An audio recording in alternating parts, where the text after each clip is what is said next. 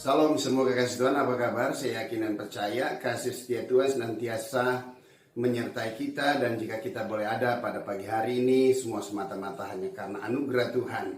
Sebab sepanjang kawal malam Dia telah menyertai, melindungi, memelihara, bahkan menjaga dan memberikan kekuatan, serta memperbaharui semua organ-organ tubuh saudara, sehingga saudara dan saya bisa bangun pada pagi dan tidak kurang satu apapun. Sungguh besar setia Tuhan. Yakin dan percaya hari ini adalah hari yang telah Tuhan jadikan bagi kita. Oleh sebab itu hendaklah kita bersuka cita dan bersorak-sorai karena Dia. Yakin dan percaya ada kasih dan kuasa otoritasnya untuk menggenapi seluruh waktu Tuhan yang Tuhan berikan dalam hidup saudara di sepanjang hari ini, agar semua rancangan rencana Tuhan senantiasa tergenapi di dalam setiap kehidupan saudara. Firman Tuhan berkata dalam Roma 8 ayat 16, di situ dikatakan Roh Kudus memberi kesaksian kepada kita bahwa kita adalah anak-anak Allah. Yakin dan percaya bahwa kita semua adalah anak-anak Allah. Dan anak-anak Allah berarti adalah anak-anak yang sudah dewasa secara rohani. Dan untuk bisa menjadi anak Allah tiada lagi lain karena Roh Kudus sudah dicurahkan di dalam setiap kehidupan kita.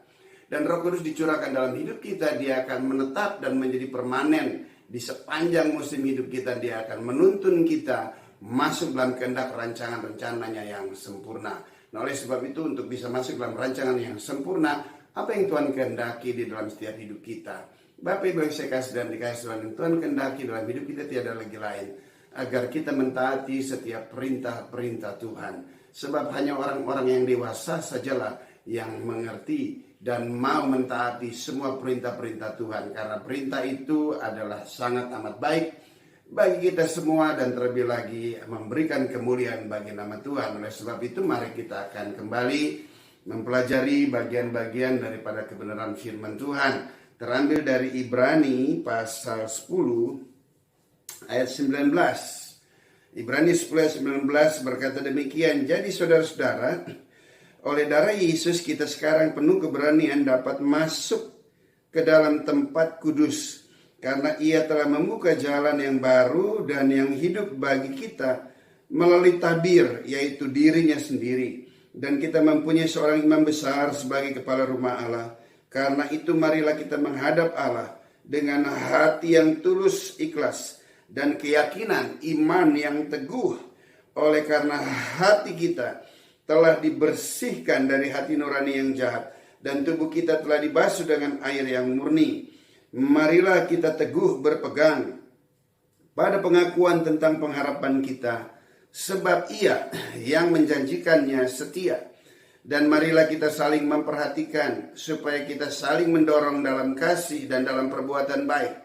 Janganlah kita menjauhkan diri dari pertemuan-pertemuan ibadah kita seperti dibiasakan oleh beberapa orang, tetapi marilah kita saling menasihati dan semakin giat melakukannya menjelang hari Tuhan yang mendekat. Sebab jika kita sengaja berbuat dosa sesudah memperoleh pengetahuan tentang kebenaran, maka tidak ada lagi korban untuk menghapus dosa itu, tetapi yang ada ialah kematian yang mengerikan akan penghakiman dan api yang dahsyat yang akan menghanguskan semua orang durhaka.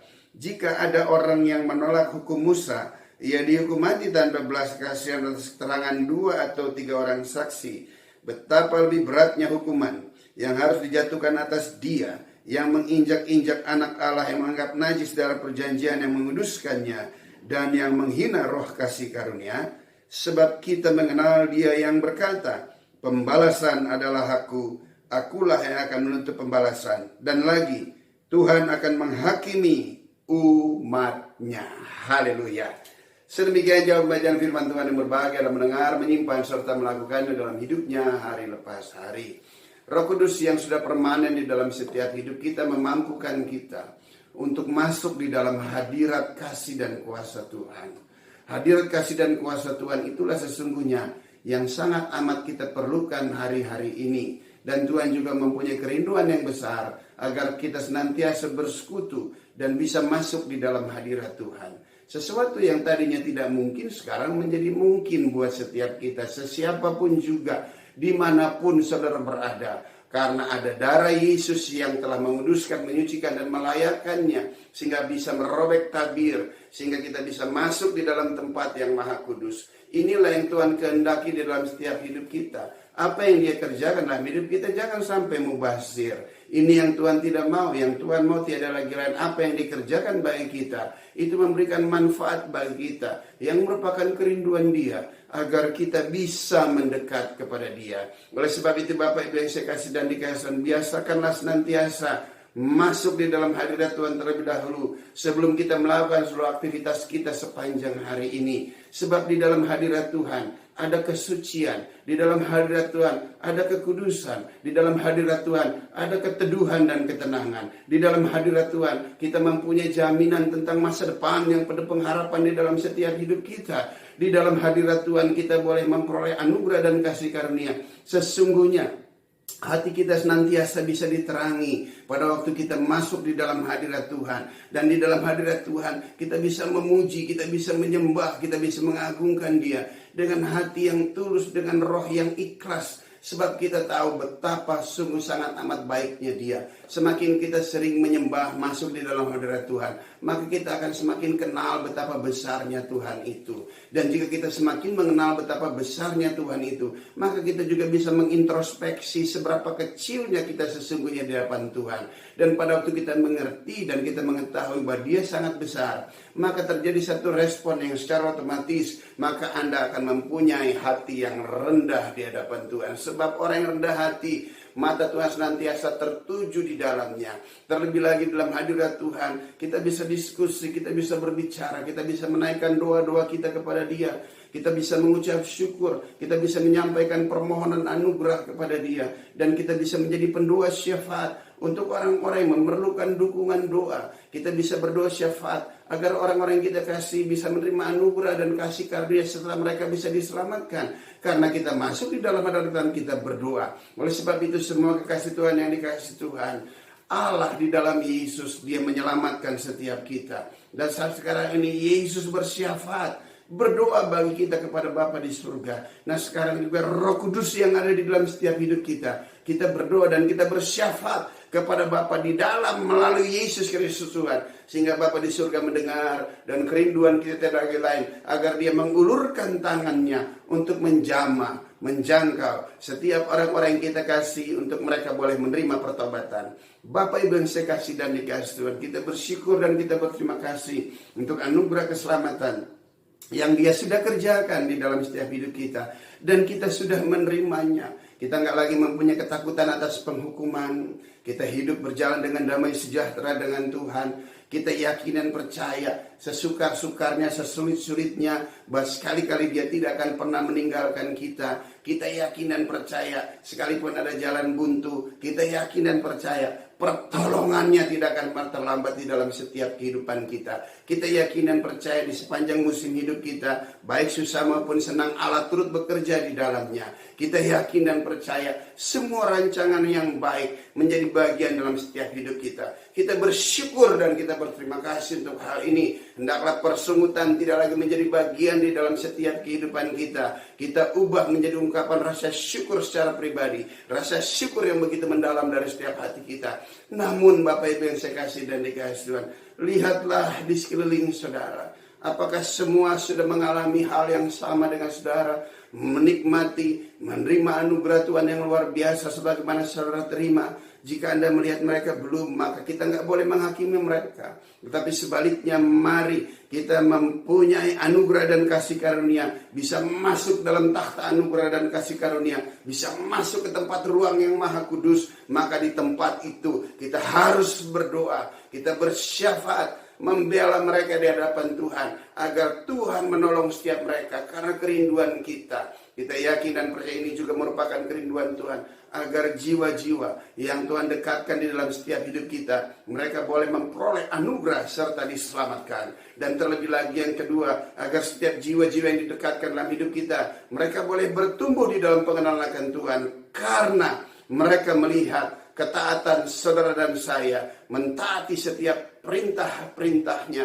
Bapak Ibu yang saya kasih dan dikasih, kehidupan kita dalam kekristenan kita adalah kehidupan berdasarkan anugerah dan kasih karunia. Anugerah dan kasih karunia yang Tuhan kehendaki, yang Tuhan tuntut tiada lagi lain, agar kita mentaati setiap firman-Nya. Kasihlah Tuhan Allahmu dengan segenap hatimu, dengan segenap kekuatanmu, dengan segenap jiwamu, dengan segenap akal budimu, dan kasihlah sesama manusia sebagaimana engkau mengasihi dirimu sendiri. Selanjutnya ada pribadi yang baru yang Tuhan tempatkan dalam hidup saudara, yaitu kasih, damai, sejahtera, sukacita, kesabaran, kemurahan, kebaikan, kesetiaan, kelemah lembutan, penguasaan diri. Itulah yang menjadi pegangan dalam setiap hidup kita. Dan apa yang terjadi dengan kondisi itu, maka yang jahat tidak akan sanggup mampu lagi menyentuh saudara. Saudara mempunyai kekuatan, kemampuan untuk berkata tidak terhadap dosa, dan kehidupan ilahi menjadi bagian dalam hidup saudara, sehingga hidupmu mempermuliakan nama Tuhan, sehingga orang bisa melihat dan mengecap betapa baiknya Tuhan yang Dia kerjakan di dalam kehidupan saudara dan saya. Hidup menjadi saksi itu juga menjadi penting setelah kita berdoa buat orang-orang yang ada di sekeliling kita.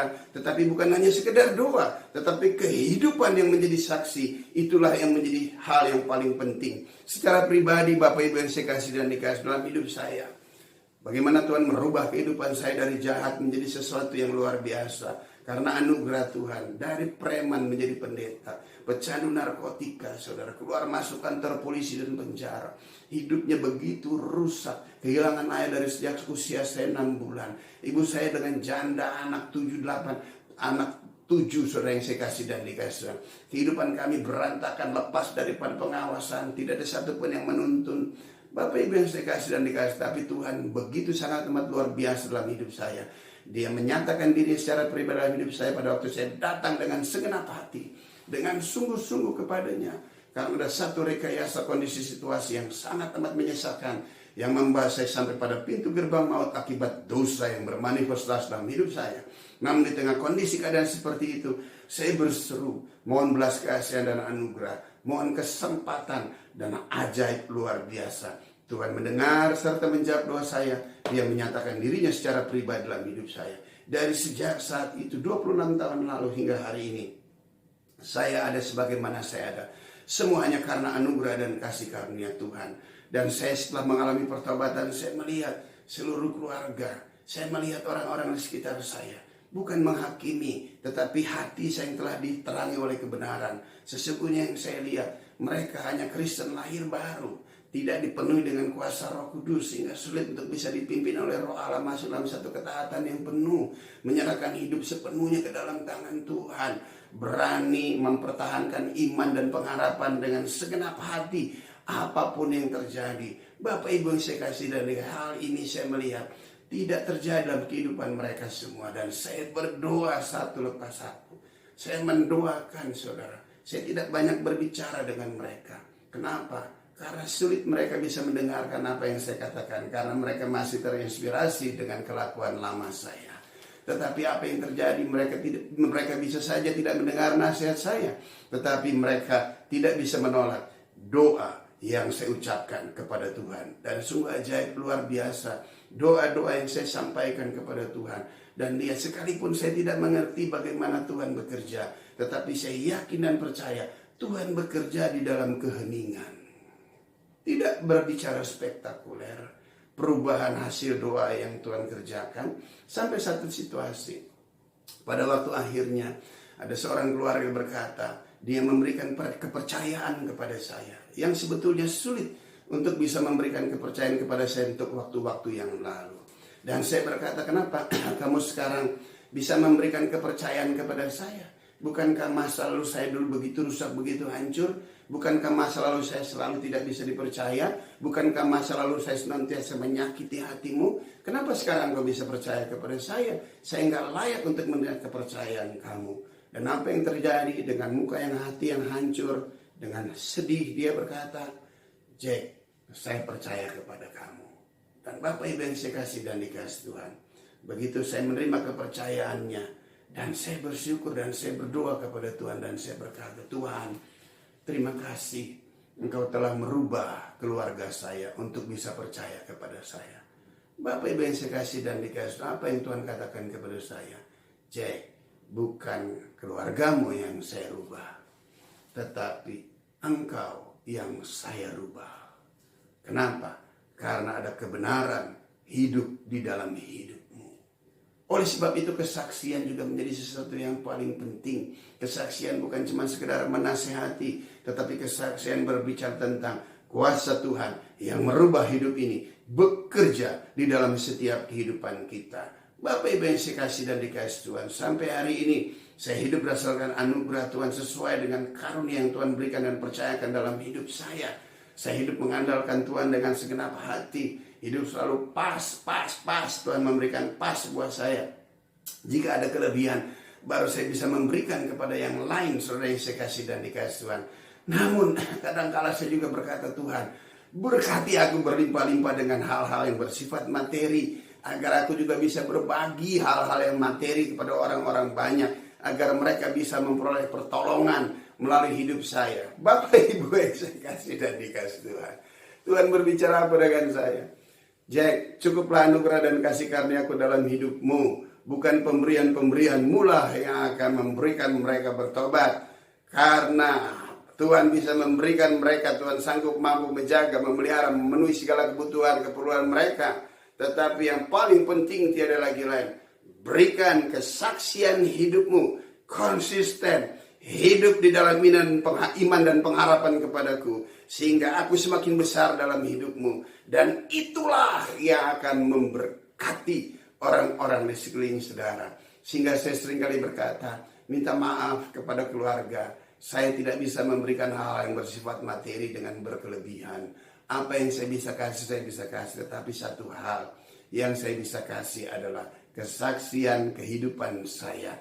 Oleh sebab itu Bapak Ibu yang saya kasih dan dikasih Tuhan, doa dan kesaksian hidup itu juga menjadi sesuatu yang paling penting di dalam setiap hidup kita. Kesaksian hidup kita tiada lagi lain adalah kehidupan yang senantiasa beribadah kepada Tuhan. Kita beribadah kepada Tuhan bukan lagi takut akan penghukuman. Kita beribadah kepada Tuhan karena mengucap syukur untuk segala kebaikan yang di dalam setiap kehidupan kita. Oleh sebab itu Bapak Ibu yang saya kasih dan dikasih Tuhan, buat kita, orang-orang yang telah ditebus, orang-orang yang sudah menjadi percaya, jadilah kuat, teguhkanlah hatimu. Pencobaan-pencobaan yang ada adalah pencobaan yang biasa. Situasi gelombang yang ada di dalam kehidupan ini adalah sesuatu hal yang biasa menerpa hidup saudara. Tujuan yang gak ada lagi agar kita semakin menguatkan hati dan pikiran kita sepenuhnya hanya kepada Tuhan. Kita gak tahu usia dan umur kita, tapi satu hal yakin dan percaya, saya berdoa dengan panjang umur Tuhan akan memberkati saudara. Dan di dalam panjang umur saudara ada kehendak, ada rencana Tuhan yang saudara dikerjakan melalui ketaatan kepada Dia. Tuhan Yesus memberkati. Haleluya. Kita berdoa. Bapa di surga, di dalam nama Yesus aku berdoa, biarlah kasih dan kuasa-Mu melawat, menjamah dan memberkati setiap kekasih Tuhan dimanapun mereka berada. Aku berdoa di dalam nama Yesus Tuhan, nyatakanlah kasih dan kuasa-Mu serta hadirat-Mu bagi kami semua Tuhan. Kami perlu hadirat Tuhan. Kami perlu tempat perlindungan kami. Kami perlu mengalami keteduhan dan ketenangan di dalam hadirat Tuhan. Tuhan, tanpa hadirat-Mu kami gak akan sanggup mampu berjalan menghadapi kehidupan hari ini. Oleh sebab itu aku berdoa di dalam nama Yesus, pengurapan dari tempat yang maha tinggi. Tuhan nyatakan, Tuhan curahkan kepada semua kekasih Tuhan dimanapun mereka berada yang boleh menyaksikan tayangan ini. Aku berdoa Engkau tidak dibatasi oleh ruang dan waktu. Engkau melawat, menjamah, memberkati, memenuhi seluruh umat-Mu di dalam seluruh kepenuhan-Mu ya Bapa. Di dalam nama Yesus, biarlah kesucian, kekudusan dan kebenaran Allah sajalah yang menuntun dan memimpin setiap langkah kami. Berikan roh ketaatan bagi kami untuk melakukannya. Di dalam nama Yesus kami berucap syukur. Haleluya, puji Tuhan. Amin. Tuhan memberkati.